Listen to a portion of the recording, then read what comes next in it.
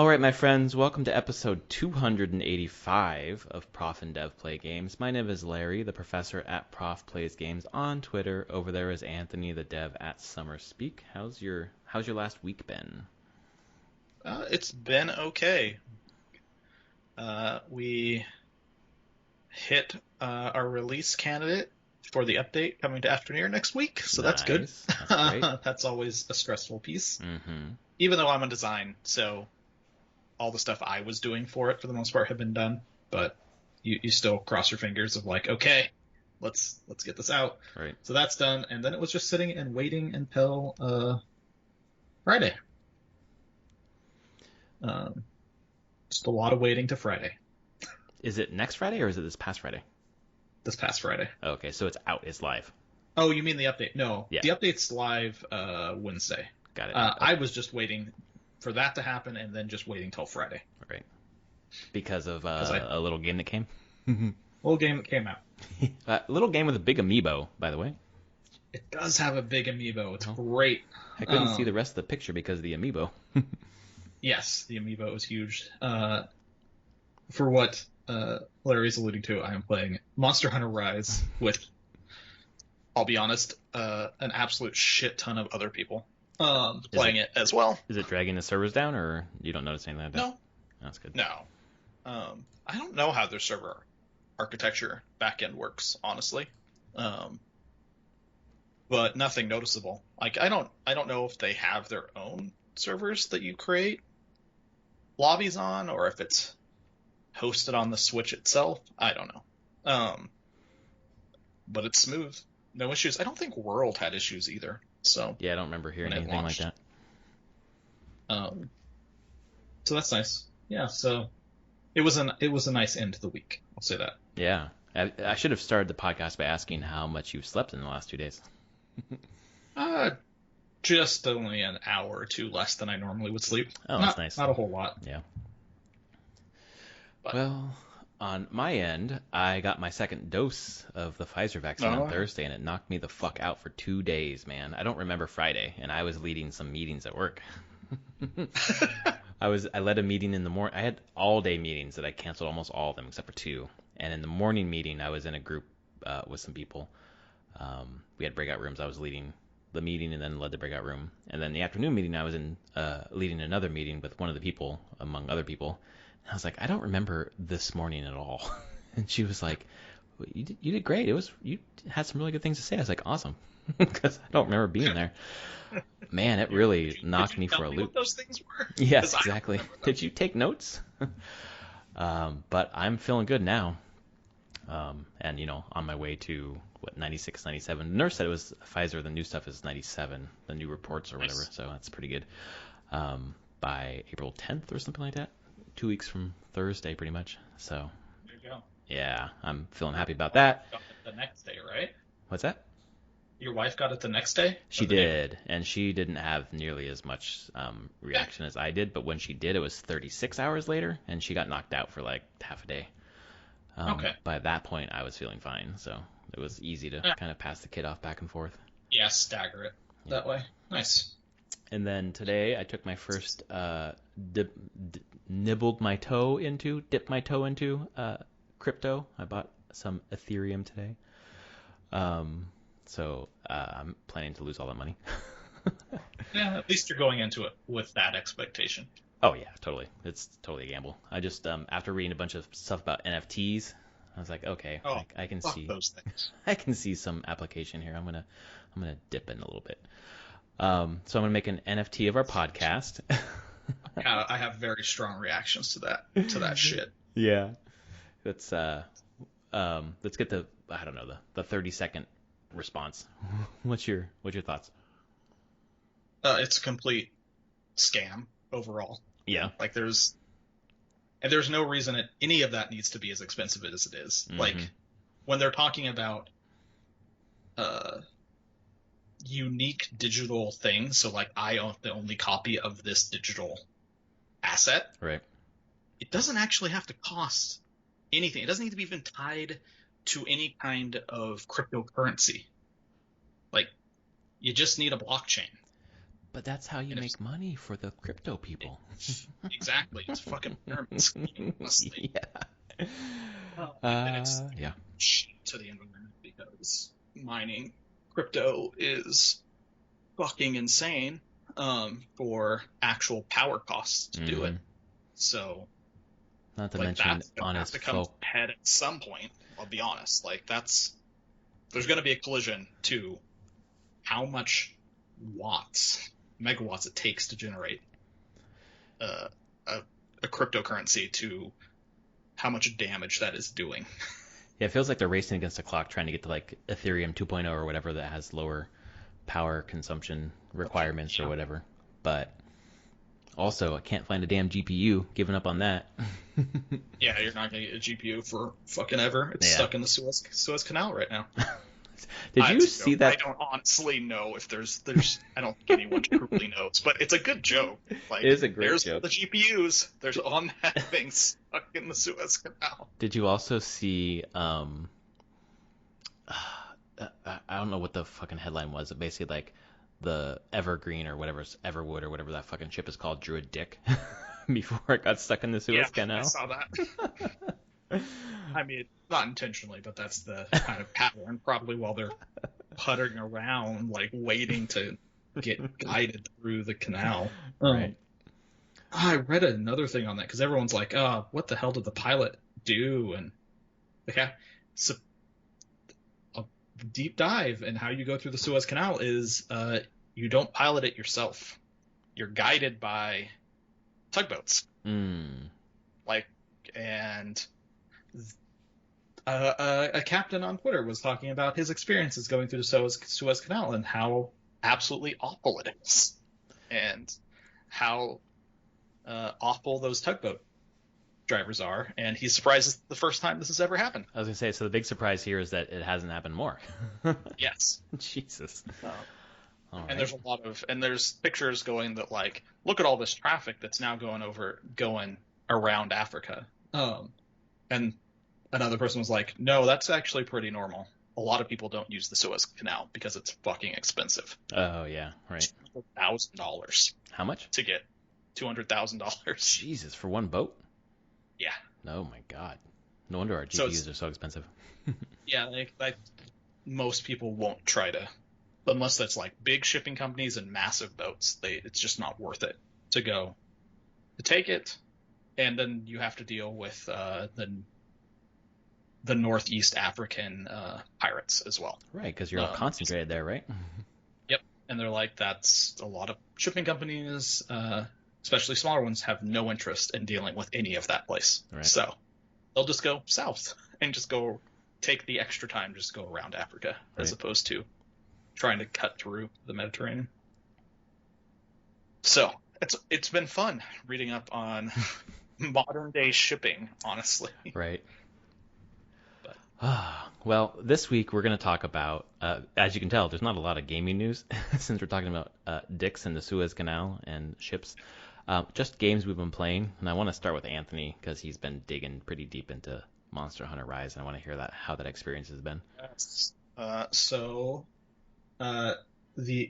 set the scene of the pre-experience of it shipped Thursday night by UPS. My UPS account said like, hey, you have something coming to your house. First time I ever had it on Friday morning where it's like, hey, it's out for delivery. You want to track it with GPS. Oh, wow. And I could just watch the UPS truck, and then like it was updated like every 15 seconds. Move along the island towards me. So I sat there most of the day with that webpage up while I was working and then meetings, watching the thing get closer and closer until about 2 o'clock. It showed up. 2:30, and as you said, it had a giant amiibo in it. It is a big piece of plastic. The collector's edition comes with Magnamalo, which is one of the new monsters, which the community calls Marshmallow because it's easier. Of course. Well, one of the Devil Joe from World, people always call him the Pickle because he just looks like a pickle. His tail's a giant pickle. So people just like, let's go with the Pickle. So Monster Hunter fans are just hungry and naming things after food. Yeah. So I got it. It was simple part, drop it in the Switch. I had worked on getting my stupid audio set up, like I said, the week before, trying to play the demo and stuff. So all my audio routing is correct. I can play it on my monitor. I have headphones. It routes my computer audio into my headphones as well, so I can chat with people. And I just dive in, and start playing one. For a Switch game, it's gorgeous. Like, no way about it. It's one of the best looking Switch games out of there. And really? Yeah, I'm just like, it's impressive that they can hold a steady 30. Mm-hmm. I mean, it's not, if you compared it directly to World is still far prettier. Yeah. But this isn't this game's not slouching. Its art style, clearly they worked with the art style that would still look like Monster Hunter, but be performant on Switch, and kind of leaned in to the compromises that they would have to make with the art, so that it seems less shocking or stand out at all. So that was really nice to see. The music is really good. I'm loving the music in this one. Is it orchestrated, or is it... Yeah, it's orchestrated, and it's so the whole theme of this has a much more ancient Japan vibe to it, like actually set in ancient Japanese village, like same architecture. Weirdly, the previous games haven't focused so much on that. They're all like a weird blend of architectures and styles, but this is like, no, this is Japan for the most part. Our own little fantasy take on monsters in Japan. It's riffing on a bunch of Japanese folklore in its story, and just the setup of everything. So the music has a lot of just traditional Japanese instruments in it, and it's really cool to hear. And then orchestrated stuff on top of it at times for cinematic effect when needed. So yeah, there's that. And then I had a bunch of time. I wasn't playing multiplayer until later Friday night, so it's just dive into the single player side of things. And the difference between this game and World is this game is a lot more like Monster Hunter Generations, which was the last 3DS game. There is a port of it for the Switch as well. And supposedly Rise was in development before World ever came out, and had been in development for a bit before World came out. Mm-hmm. And so this game takes elements from World, but is clearly modeled on Generations style of progression and how quests are separated, because World didn't have a difference between like multiplayer and single player quests. You can just invite like, it was complicated sometimes, but you can invite friends into single player. Right. You're doing story missions, and you could just say, hey, we're going to play the story missions together. You can't do this in Rise. It's very clearly set. There are village quests, which is the single player story, and there are hub quests, which is a different quest giver in a different part of the town map where you play multiplayer. So you really missions. Can't progress through the normal story together. No. Nope. And you're not supposed to. Okay. You were supposed to bounce kind of back and forth between them. In some way. Like the single player thing, if you get far enough in it, has special single player missions that if you beat them will unlock progression in the multiplayer side of things. So you don't have to, you can just skip ahead. And if you focus on the multiplayer, when you hit certain milestones in the multiplayer, it will unlock single player content and push you farther ahead in the single player. So you're not punished for focusing on one or the other. You get everything eventually, but you can't mix and match them. So, and eventually everything, like I know once you finish the single player, get your quote unquote credits, the rest of the story is pushed into the multiplayer hub, which you don't have to play with people. It's the hunts will balance themselves to the number of people in the hunt. So if you just go into it solo, it will be balanced for a solo player. Oh, cool. It's not locked off to you. No, it just so happens that you can invite people in to play that content with you. So yeah, there's no locking. It's actually pretty smooth that way. And I've been mixing my time like in the day doing the single player stuff, and then Friday night and Saturday night last night spending probably like 3 or 4 hours with 2 of my friends just playing multiplayer content and progressing through those hunts. So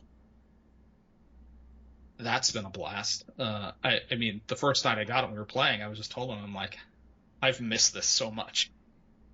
Like, it was just really fun to be back in Monster Hunter with a group playing it, and just all the talk on like, okay, let's think about the hunt, the monsters, what gear we want, upgrades, and then just chatting about like, oh, what's this game like compared to the other ones that we've played. It's just been a nice hangout the past 2 nights. That's nice, especially with a game that like echoes a different game you played with the same people. It just brings you back. Yep. And we're just immediately all there and all playing again. We're like, yep, we missed this. Let's do this again. Awesome. And so that's felt really good. Mechanically, it's still Monster Hunter. The stuff it takes from World is the connected, the open map. It's not. Generations was the last game that had the very segmented zones. Yeah. All right, I fight in here, and then there's a loading screen between this zone and the next zone. Nope, this is like World. It's just an open map. You enter smaller than World's maps, clearly, because it's a Switch. It can't hold as much memory. But it's weird. They're smaller in what I would say, like, XY size, but way more verticality. Oh, interesting. And the thing is they give you the wire bug in this game. Yeah. And once you know how to use it, you can get to any place vertically. Like, you can go crazy, and they've put things all over the map in crazy vertical cliffs, tops of mountains. There's just things to find everywhere. So exploring the maps has been a blast. Like, I've just gone into non-hunts just saying, hey, I just want to take an expedition to this map. I'm just going to run around and see where things are. And see what I can find, which has been there's been a ton of fun with that. Like, movement in this game is probably the best that the series has ever had. It's just really fluid once you understand the wire bug mechanics and get comfortable with them. You can go anywhere, do anything. The speed of combat is a bit faster from it, because you can recover out of being hit with the wire bug and just like wire bug out and then wire bug like immediately back in and continue attacking. You can be really aggressive. Is that something you start the game with, or you have to pick it up later? Yeah, no, you have it from the start. And it's a blast. I feel will be sad when it goes away, if it does in the future game, because it might just be for this game. Who knows? It's Monster Hunter. There's no guarantee any of these mechanics come back in the next one. Yeah. But right now, it's awesome. It makes weapons that were previously like really slow. You have some measure of quick movement. It's a resource, though. It's like they recharge over time, but you only have 2. And it takes a certain number of seconds for one of them to recharge when they're used, so you have to strategically use this resource. That adds a nice level of strategy to the game, where you can still use your slow weapons, but in a pinch when you need it fast. That's good.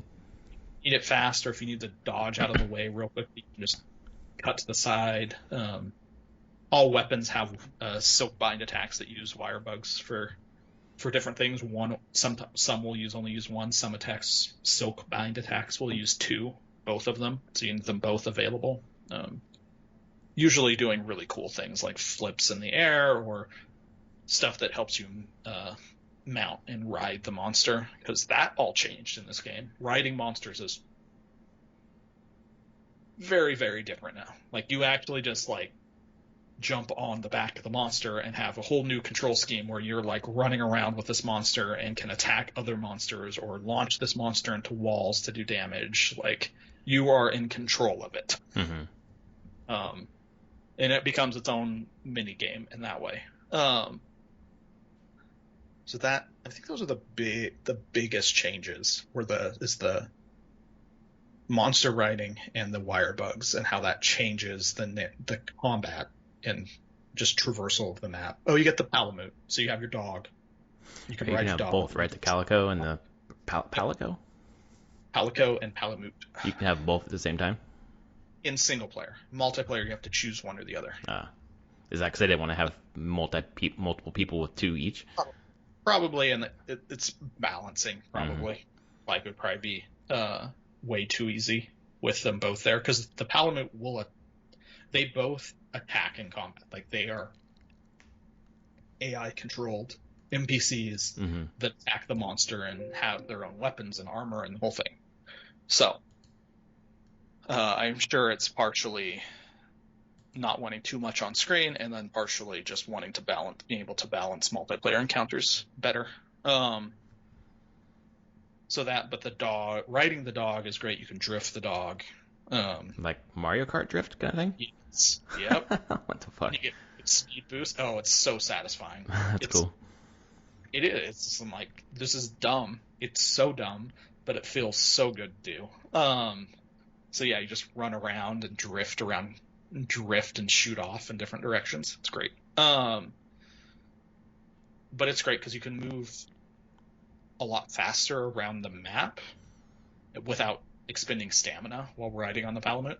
But it doesn't prevent you from picking up things as you run by, so you still can interact with the world, and you can sharpen your weapons while riding it. You can do any of your items while riding it.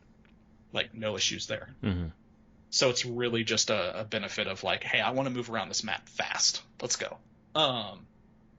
So, I mean, that's one of the things in the game, is it's made it very quick to traverse these big maps,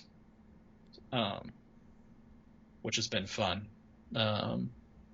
Thinking of anything so far, I would say it seems easier right now, but I don't know if it is easier or if I'm just better at the game. After playing that much World, maybe. Yeah, it's different. They transfer some skills at least? Yeah, mostly. Okay. It's mostly the same weapon moves. It's the same weapon set, 14 weapons. I'm not playing the weapon I played for the most part in World, the Insect Glaive, because I don't like how they've remapped the buttons. Because there's the wire bug now, but to do that they had to remap the Insect Glaive's some of its buttons because of the wire bug. And I was just after you spend a couple 100 hours in a game with muscle memory on how a weapon is supposed to work, and they move the buttons on you, it's really hard to unlearn that. And you can't remap on the system level? No. Nope. Boo. So I picked up another weapon that I felt like playing, the Charge Blade, and I am loving it. God, it's a fun weapon. What does it do? So it's a sword. It's probably the most complicated weapon in the game, of course. Nice. But it's a sword and a shield. And so when you first pull it out, you have a sword and a shield. And you're hitting it. As you hit the thing with the sword, your sword starts getting hot. And it like heats up red. And you have a little gauge at the top showing you once it gets yellow and then red. And then once it's like full red, if you try to attack with it, you'll hit the monster, but then it will deflect. Like, you can't. So you have to use a special key combination to charge dissipate the charge into vials. Like the bar turns into these vials. So you do that, and you like charge your sword's energy into these vials, and then you do this other combo that takes it, and you can combine your sword into your shield, and you dissipate that charge into your shield, and now you have a shield that's glowing red up in the corner. And once you do that, you get access to a whole bunch of other moves and super powerful like elemental combos. But then the shield can also be attached to the end of the sword as an axe. So Jesus, dude, that does sound pretty complex. It is complex, but it's so satisfying whenever you land these huge hits. But it's fast still. Like, it's not the fastest weapon in the game, but it's still way more mobile than like the great sword. So it fits how I kind of like playing the game. So yeah, you can dive in, get hits in, start building up your sword power, transfer that energy all around, so that you can start going for like probably close to a minute of this like super powered up attacks. Yeah, it's fun. Like, it's complicated, but like mastering it is a lot of fun, and that's one of the key things about Monster Hunter is just mastery over the weapon system. And I'm just drawn to the complicated weapons. Insect Glaive is a very complicated weapon as well. Right, I remember that.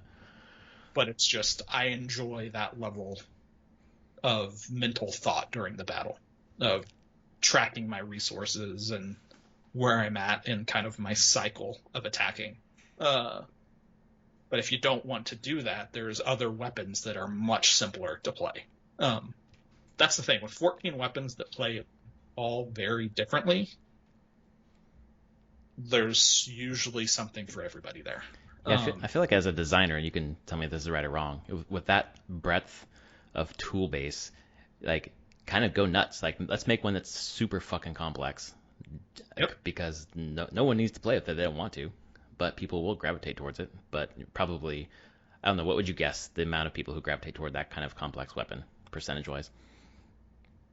Probably, so if we're splitting it up, less than 5%. Yeah, I'll be honest. That's what I would think too. I think most people are playing longsword. It's probably the most prominent weapon in the game, and it has some complicated combos going on, but it doesn't do anything like radical cycles like that. It's mostly based around you just dodging and countering attacks, like parrying and then doing a counter attack. Much more just a positional weapon than okay, I'm tracking all these other resources that I need. Or you can just do Greatsword, which has no other tracking whatsoever. It is literally just a giant sword that's slow. So what the key thing you have to understand with it is it's about reading the monster's movements so you can wind up your big hits. Because when it hits really hard. Even the most basic attack hits really hard. It's just really slow. But it's like the most standard Monster Hunter weapon. It's kind of like when you see screenshots of people or cover art with hunters and stuff, they're most likely greatsword players and users. So I don't know. There's that. If you want range stuff, I mean, you have a bow, so you can shoot arrows and stuff. Light bow gun, which is like a light machine gun. I'm pretty sure that's what I used in World. They had that in World too, right? Yep. Yeah. It's like a third-person shooter at that point. Yep, that's what I was using. And then there's heavy bow gun, which is more like a sniper rifle. It's just slow, big rifle shots, like one after another. Right. And some of them in the game actually look like giant sniper rifles. But they have other mechanics on those. It's like, okay, you're shooting, but then there's different ammo coatings and casings and things like that to change up your playstyle. But playing a light blowgun, which I did in the demo, I played a bunch of the weapons in the demo, just going through them. I had never played light bowgun before, but playing, I'm like, yep, this is a shooter now. Yeah. Cool. Like, I might go back to it again and try it in the future because it seems fun. I was enjoying the bow a lot too. It's a pretty straightforward, ranged weapon. So I don't know. I've really been enjoying this game a lot. Reviews have all been very positive. They've been very clear, and it's pretty obvious that the story is just going to end suddenly. The story for this particular game? This is the thing. I have some spoilers because I've watched some streams. Credits happen in a weird place. Because you're not done with the story when the credits roll. Well, that's weird. Yeah. Whenever you finish that single player quest stuff, you roll credits. But the story continues in the hub multiplayer area.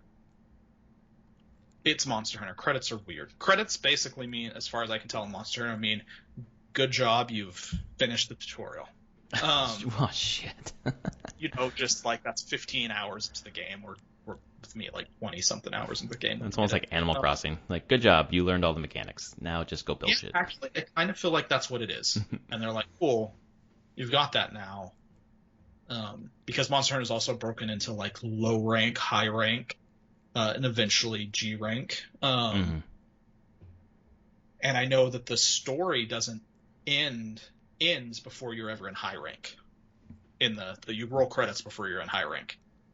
So, and high rank is usually part of the story. I think world credits like right somewhere near the beginning of high rank. You hadn't got super far into it. So yeah, it's all kind of random, and I think some people have been... Actually, I know for sure in some of the reviews they talked about how they weren't really able to play multiplayer with people, so they didn't really focus on it. So they're like, hey, the story ends abruptly. That's weird. Right. And now seeing some other people streaming it, it ends abruptly if you stopped at only doing the village hunts. If you never touch the hub, you'd be like, what the fuck? That's it? Right. Because conventionally the credits roll because there's some sort of satisfying conclusion.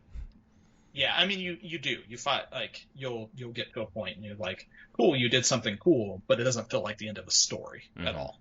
Like, it just feels like maybe the end of the first act, maybe the end of actually probably the end of the second act. And people are like, where's the third act? Well, the third act is in the multiplayer. And there is story there. So, who knows? And I feel like a lot of reviewers probably didn't get to that point, to be honest. Yeah. So, a lot of reviewers just saw credits and was like, okay, I'm going to write my review now. I'll play a little bit of multiplayer, but... Right, if you're in that review mindset, you're like, maybe not racing, but like trying to get to the credits so you can get it in on time, hit the deadline, and like, oh, well, okay, that's it, I guess.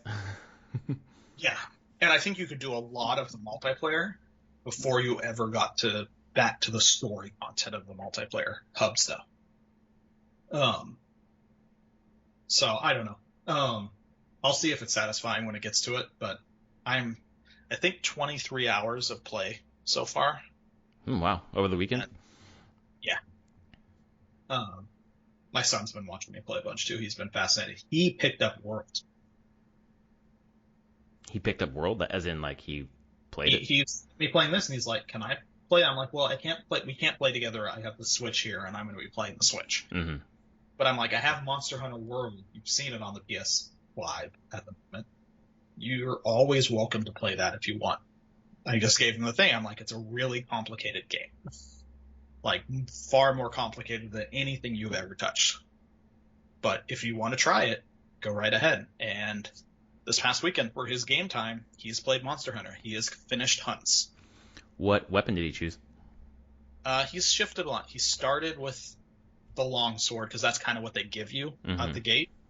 He's like, that's a little slow. And I was like, which ones are better? I'm like, oh, sword and shield and dual blades are the fast weapons.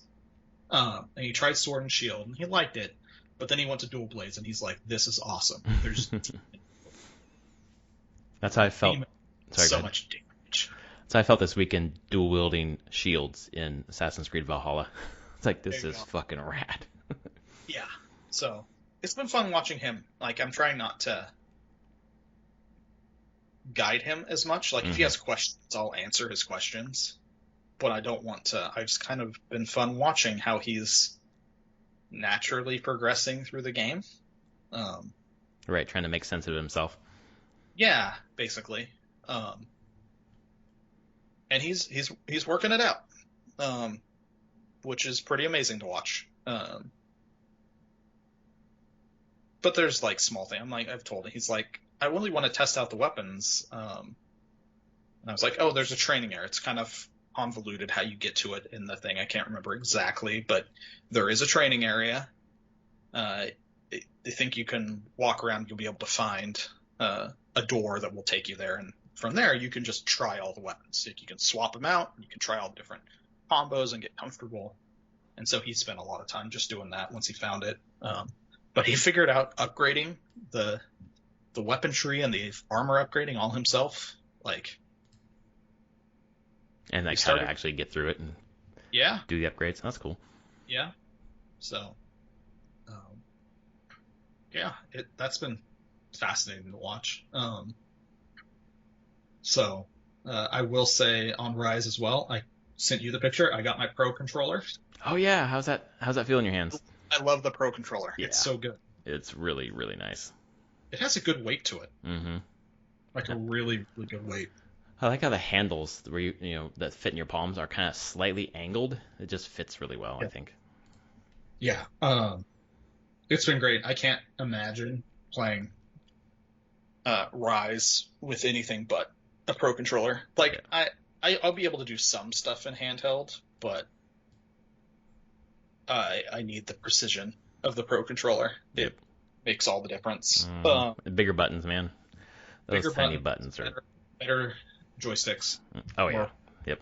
more I would say precision to the joysticks overall. Right. More travel as well, so you can be more precise. Yeah, I didn't wait for the Monster Hunter Pro controller. Those things are uh, really hard to come by. I'll Yeah, be I honest. assume those are pretty expensive now on eBay. At like $250. Yep. So, Just yeah, like those Zelda Joy-Con. Oh well. yeah. It's like no, it's fine. It's fine. So yeah, I think Rise is a really good Monster Hunter.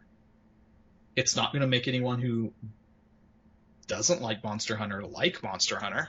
Like it's not trying to be brand new in any way. In that regard of changing the formula or Right. what you do. Like World has probably been the biggest jump.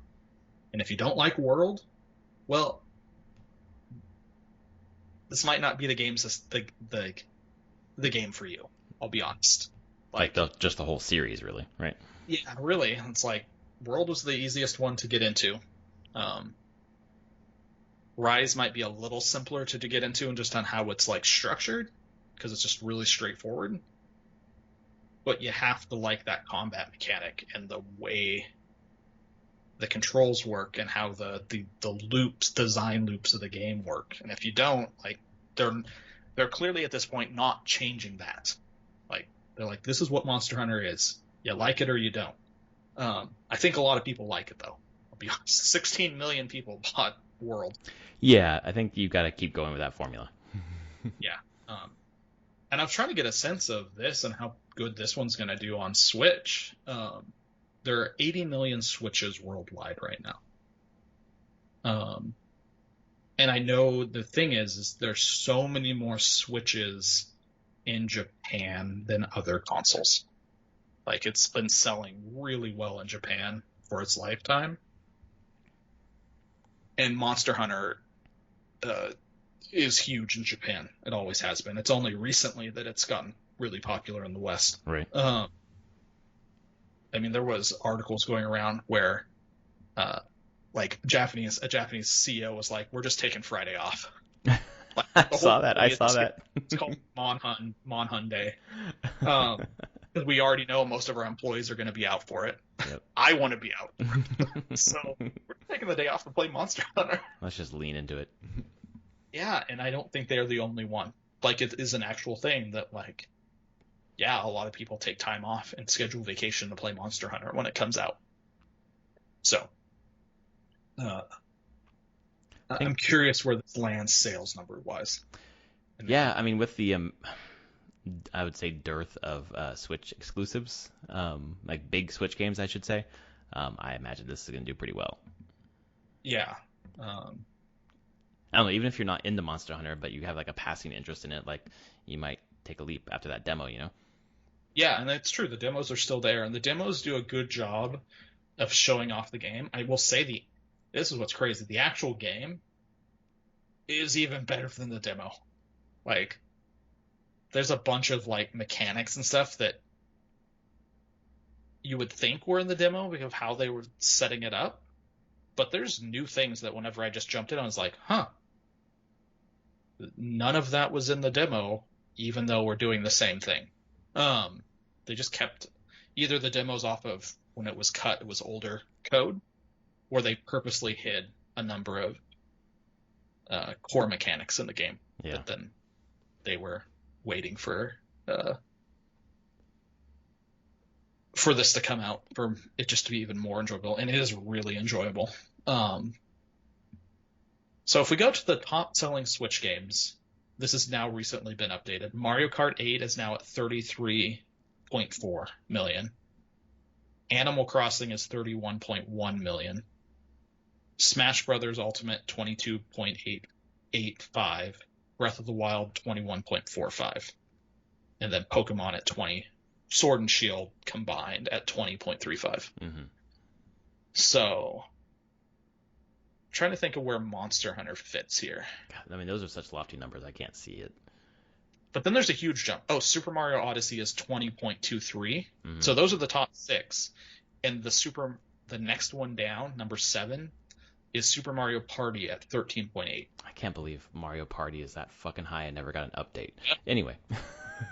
Yeah. I think Monster Hunter actually fits probably somewhere in between 6 and 7. I do too. Yeah, I think that makes sense. I think you can, in the end, after a few years, it's probably going to fit there. Because Capcom has already shown they have a big update coming at the end of April, which they've already announced 2 new monsters coming in that update, and they say there are several more coming. I think this is something with the pandemic, because this game was already delayed because of the pandemic and working from. I honestly don't think all the game's here right now. I think they wanted it to be bigger, but this is what they had to ship. Right. Right before the end of the quarter. Yeah, but it's a full game. I don't think I'll ever feel like I'm going to get done with this and be like, oh damn, they didn't give me enough content. Right. But by the time I'm getting to the end of this content, they're going to drop another huge patch with a bunch more content. And they basically have said that they have, it's going to get supported like World got supported. So that's nice. Iceborne was their whole big DLC to that, right? Yeah, it was huge DLC. But then before Iceborne, there was like every number of weeks there was new content added to the game. There was all the Geralt stuff when that went in. That was just a free update. There was the Horizon Zero Dawn stuff. There was all those Devil May Cry stuff events got thrown in, but then they also just introduced new monsters at times. New higher ranks of certain monsters, new special events, the whole thing. They supported World for 3 years of content. So, and they said that they're going to support this in a similar fashion. I don't know if it will go for 3 years, but I mean, if it's selling though. Yeah. Yeah, and they'll go, and it comes out in PC early 2022. Oh, that's right. I forgot it was also going to be on PC. And I'll probably rebuy it, potentially. Yeah. I haven't done it a lot, but I'm curious to rebuy it because I'm very curious how this will look on PC, and it will truly show how scalable the RE engine is. Mm-hmm. Because I want to see. I think this can look, with everything turned up, super high fidelity, much more geometry in the world and foliage. This game will look incredible. They can't do that on the Switch. Yeah. I think it could look as good, if not better, than World. And I want to see if the RE engine can do it. Because if it can, then Capcom has a fucking amazing engine. Right, that they can scale for something like the Switch and all the way up to a high-end PC. Yeah. Which is huge for them in the end. So... Is it coming on PC later because of some sort of exclusivity deal with Nintendo? I think so. Yeah. I'm almost certain that Nintendo paid them something for this. Right. But they're happy to do it because, I mean, until World, it had been a Nintendo-only franchise for a long time. Because it was PS2 originally, and then went to PSP. Right. I remember it was a PSP game. Yeah. And they jumped to 3DS and stayed on the 3DS through Tri and 4. But for a long time. I always just equated Monster Hunter as the 3DS games. That's when they really started selling really well, too. So I think this was just I'm sure Nintendo was like, hey, we want that still on our platform, and Capcom was like, we have a history there, and we'd like the features that the Switch has that the 3DS also had, which is that local multiplayer aspect, where you can just be like, hey, I want to sync my Switch with someone else in a room with me, and we can just play. And if it wasn't a pandemic, I totally would be doing it. But it's a pandemic, and I'm not with my coworkers playing. So, you know.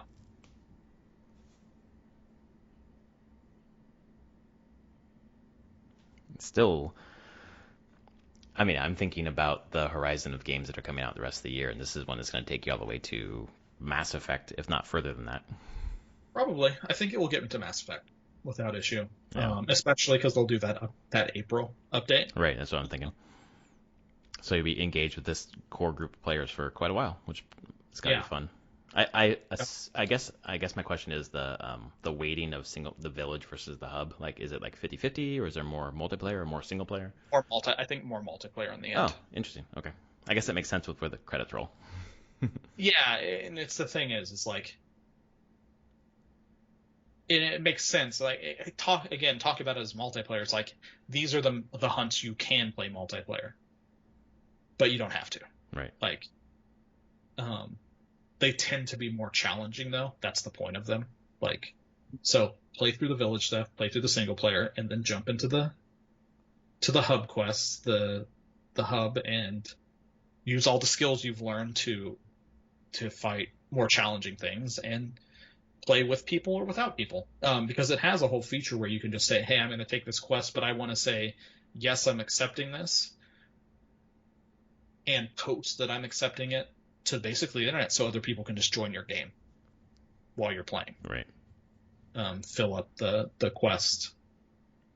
They have a whole system there where when you're playing with people, even if it's just you playing with friends, when you finish a hunt, you can give likes to the other players, and that gets tracked on their, I believe it gets tracked on their like information card for the game, so that you can basically see if another person's like a positive play experience or not.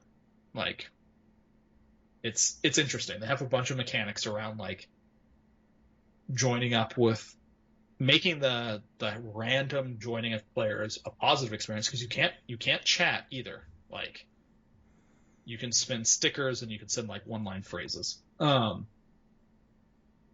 You have that, and you have the likes, and then you have like things that are like Hunter Connect, and where you can fill out like, hey, this is the type of player I am. I like doing these type of events, and I'm usually on from this time to this time. Mm-hmm. And it will try to match people with similar times and goals for what they like to do in the game. So there's some neat stuff there. We'll see how much I use it, since I'm playing with friends, but right, you're not really looking for a group, basically. For that, but who knows? Sometimes it could be fun just to be, oh, my friends aren't on, but I'd love to do this thing. Because I guess I didn't talk about the other new type of mission, is a rampage mission, which is tower defense for the most part. There's tower defense in this? Yeah. Huh, okay. So like, you run around, it's like, hey, this big group of monsters is going to attack the village gate. So you run around and you set up installations, ballistas, cannons. They can be, you can set up ones that you can manually control. You can set up ones that are automatically controlled. You can call in like special named NPC characters to help fight, and then monsters start swarming in, and you have to take down the monsters in like this giant free-for-all. And there's walls and paths that they have to follow to the gate. They try to break through. I've only done it as a tutorial where you do it in single player. But it sounds like it's a blast of like 4-player multiplayer. So yeah, whole new mode. Just play it that way, and there's unique rewards from doing it, so you want to do it, right? Because it's the only way you can get certain materials and items to do like super crafting onto your weapons. Because there's a lot of war customization in your weapons and armor in this game in some ways, And skills. You can swap certain skills out too. So that's fun. You can have actual different builds with the same weapon. Oh, that's fun. There's a lot of replayability there, I think. Yeah. Once you get into this game, a lot. So, I will likely continue to be playing this for a while. Yeah. I want to at least get to the end game. I want to finish the actual complete story and see where I sit at that, which actually might be closer to when the patch comes out. I'll be honest. At the rate that I play, I bet it will take. I mean, it took me probably close to 100 hours to get to the credits of World. Yeah. To get to the final boss of World, and through high rank and everything. So, at this pace, I kind of feel like this is going to be similar, maybe a little bit quicker, but not much. Right. So, it's a lot of game for more than 60, I guess. You got the collector's edition, but sure. So that's the funny thing. I got the collector's edition that came with the Magnum Alo amiibo, which if people want, you can get it separately at GameStop if it ever comes in stock. Right. Again. Good luck, folks. Yeah. So it comes with that. It came with a pen. Came with the deluxe edition of the game. And then I was looking on there, and the pre-order always was like, hey, it will come with a sticker set. And I thought that meant inside the game sticker set. Mm-hmm. Like, because you post stickers to chat. No, it's actually stickers. Great. I was like, what the? My daughter would love those. My kids will too, because it has a very cute, it's kind of like Japanese calligraphy, water brush painting style and of things. The monsters like, and such. Yeah, monsters, and then they have some of like the palicos as well, done up in this really cute style. I have to imagine that a Smash character of the Monster Hunter whatever main character has got to be in the works, right? This is such a popular series. I don't know what the fuck tool you can't have like switch out 14 different weapons, but no, they'll just give him a long sword, another sword user. Oh god, fuck, yeah, maybe not. I mean, it makes sense. Japanese culture, the katana. At this point, the fact that there hasn't been, maybe there isn't going to be. Yeah. It seems like a glaring omission. Characters are in Smash. Which Capcom characters? Yeah. Mega Man? Mega Man's there. Mega Man? There's not... Is any Street Fighter characters in there? No, they're in there as... Oh, no. Sorry. Ken and Ryu are, yeah. Mm-hmm. Yeah, Ken and Ryu. Maybe they don't do Monster Hunter because it just isn't a strong... There's not a central character. There's not really. Rathalos is in there, you know. Oh, that's true. Not playable, obviously, but... Yeah, that's kind of how they're doing it. They're like... Because actually, weirdly, Rathalos is kind of like the iconic character from the game. Yeah, it's the only character I know from that series. So yeah, and it's just because that monster is in all the games, and it's just become the well-known thing. And because all the side characters and stuff change every game, you create your own character when you play. So yeah, I think they've done what they're going to do. It's like, hey, you get a monster in Smash. That's what we're giving you. Yep. But yeah, I really enjoy it. If you like Monster Hunter, just get this. It's more Monster Hunter. Sounds like a no-brainer if you're a Monster Hunter fan. Pretty much. Yeah. But that looks so good. I have to go. I haven't looked at anything about this game because it's not on my radar. But I'd like to see it because I just think about like games that are gorgeous on the Switch, and I think Breath of the Wild is always the one that stands out for me. Yeah, and this is gorgeous in a different way. It's not like that artistic, like I would say Miyazaki animation style type thing. Mm-hmm. It's just a good looking, like you're like, this lends more into like the slightly more realistic, and you're just like, how the hell are they doing this? Like, the monsters look really good. The animations are fantastic. That's the part that kills me, is just how smooth all the animation is. World had smooth animations, and it doesn't feel like they've made any compromises on the animation side for the Switch. Mm-hmm. So everything is just so fluid as you're doing it. Yeah, I think it's slightly lower res than than like 1080. It's not running at 1080 or 720 like most games on Switch. But Yeah. I guess with Witcher, like at times it would get muddy. The Witcher? Yeah. Fuck yeah, it Witcher would. on the Switch. This game doesn't get muddy Mm-hmm. at all. Well, I mean, it's natively made for the Switch, so that probably helps. Yeah. Yeah, it's like, no, we've hit our target. We hit 30 frames per second with maybe a dip to 29 here and there. Mm-hmm. But everything is fluid and everything is clear. We don't, like, there's not any muddiness to the picture. So. Yeah, The Witcher is blurry. It's nice to have it. It is nice to have it, but wow. So, that's what I've been playing. That's the 50-minute Monster Hunter Rise podcast. Hope you enjoyed that.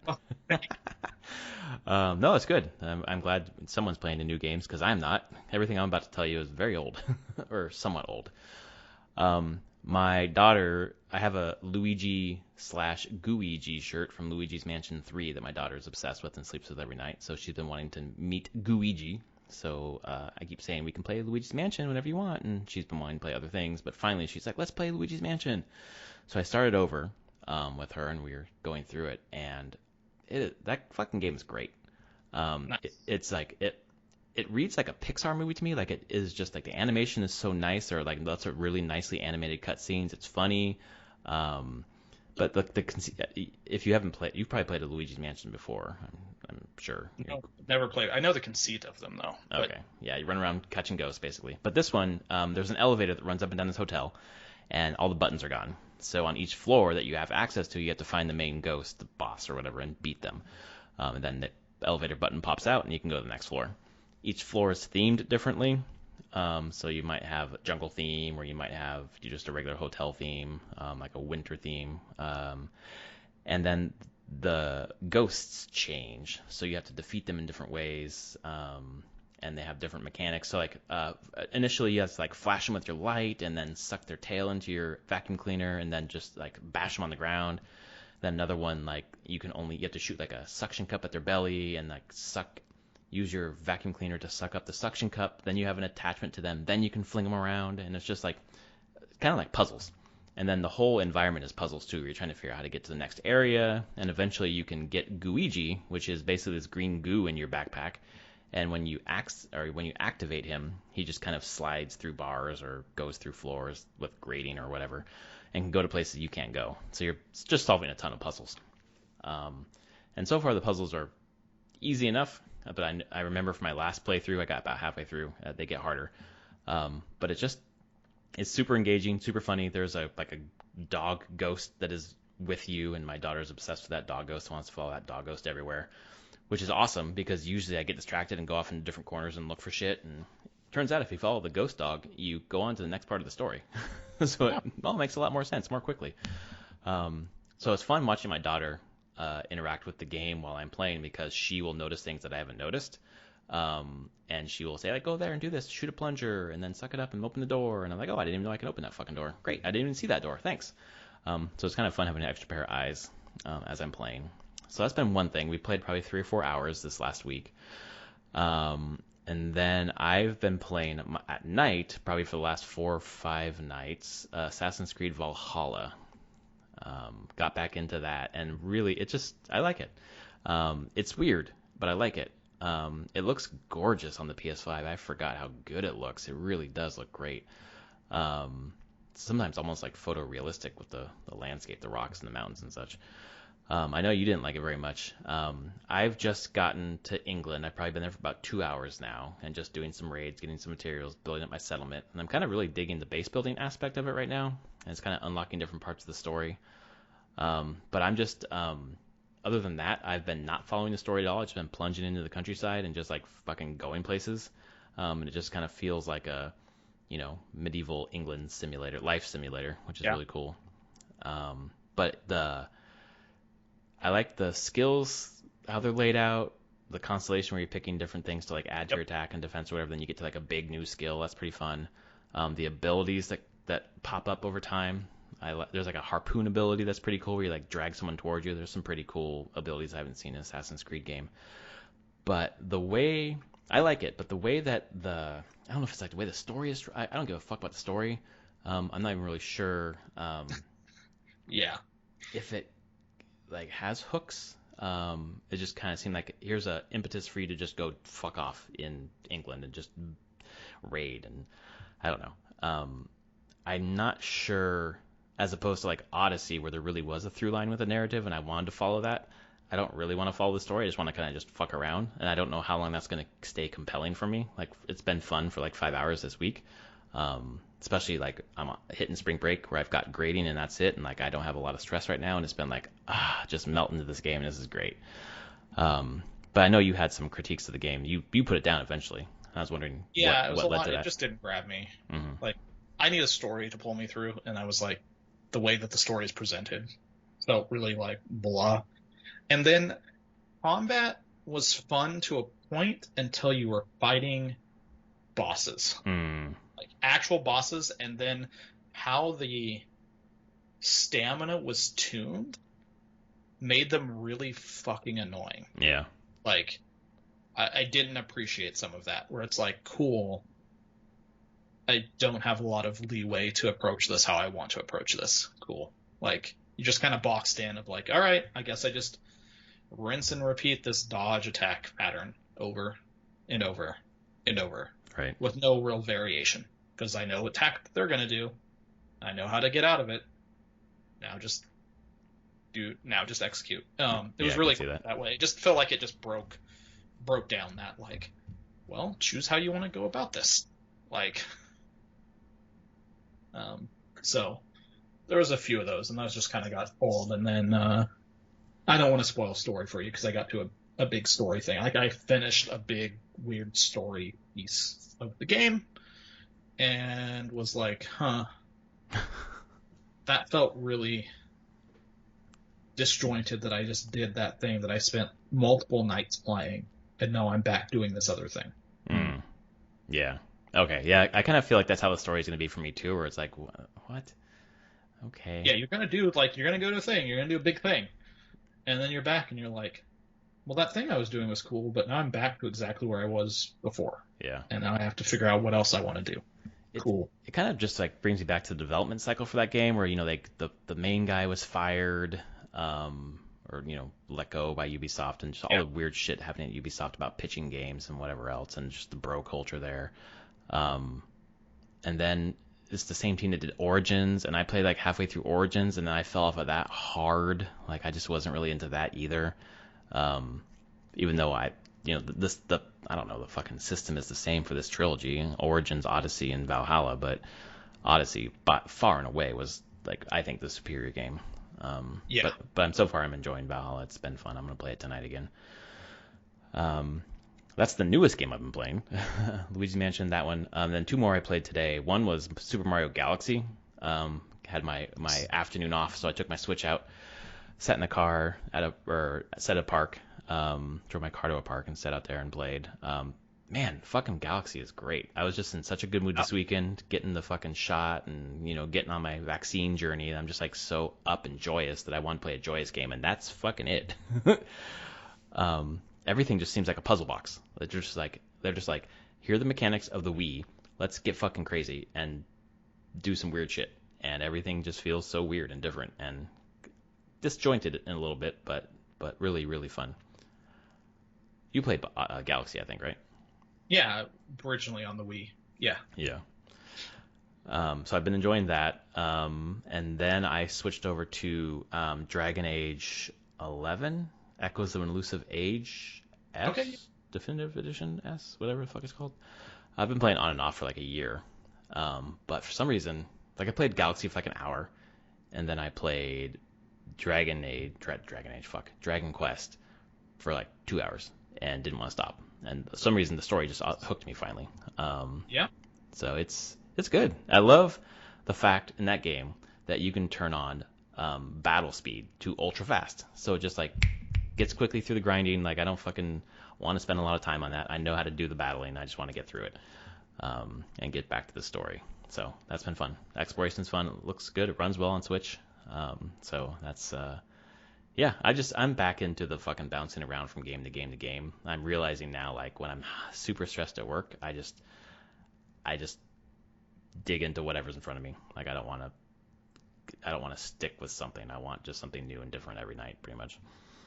Yeah. I think something to think about. I think tomorrow or Tuesday, Disco Elysium gets its update with voice acting. That's right. And I'm probably going to jump into that at some point.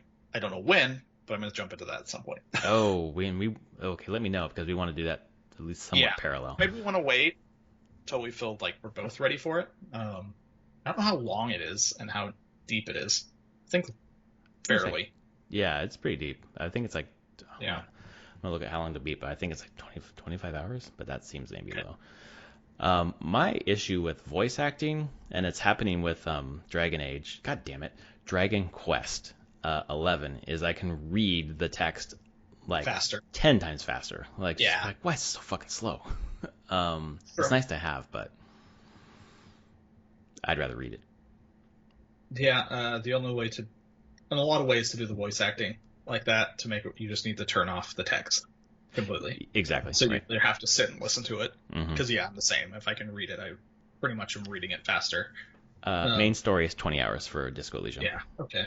I don't know if I have 20 hours that I can give not Monster Hunter right now. Exactly.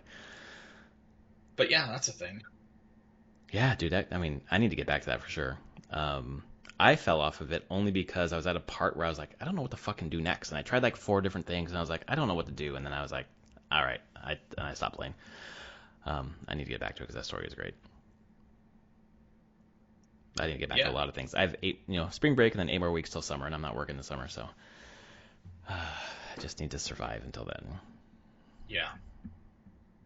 Yeah, so that's what we've been playing. Okay. Lack of news this week, but maybe something next week. Who knows? Maybe. I think we're in pandemic times. A year on, where they're working from home, and it's like we don't have a lot to show. Yeah, basically that's where we're at now. We'll see. I think the next big thing is Mass Effect. I guess for some people, Pokemon Snap will be out soon. Right, end of April. Yeah. But for me, Mass Effect's the next big thing. So. Yeah, I'm looking. That's like keyed up right at the end of the semester. I'm looking so forward to that. Yeah, that'll be great. Oh my gosh, I cannot wait for that. I'm still trying to figure out. Am I playing it on PS5? Am I playing it on PC? I think I'm gonna play it on PS5. Yeah, I probably will. I've played it through on PC, like the entire thing. I'll mod it. Like I said, I've modded the crap out of it to play it on through PC multiple times. I wouldn't mind playing it on console. Completely through. Wouldn't mind platinum that. Hope they have different plat lists or trophy lists. I'm sure they probably do. But. Yeah, I'll be curious, because if it's going to be one SKU, if it only has a certain number of trophies for that entire package, or if each game will have its trophy list still. Yeah. I don't know. We'll find out. We got a few months to figure that out. But yeah.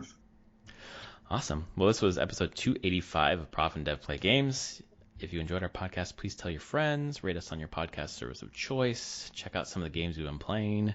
Anthony's, I guarantee you, going to be speaking about Monster Hunter Rise for the next mini podcast, so just get on that boat right now.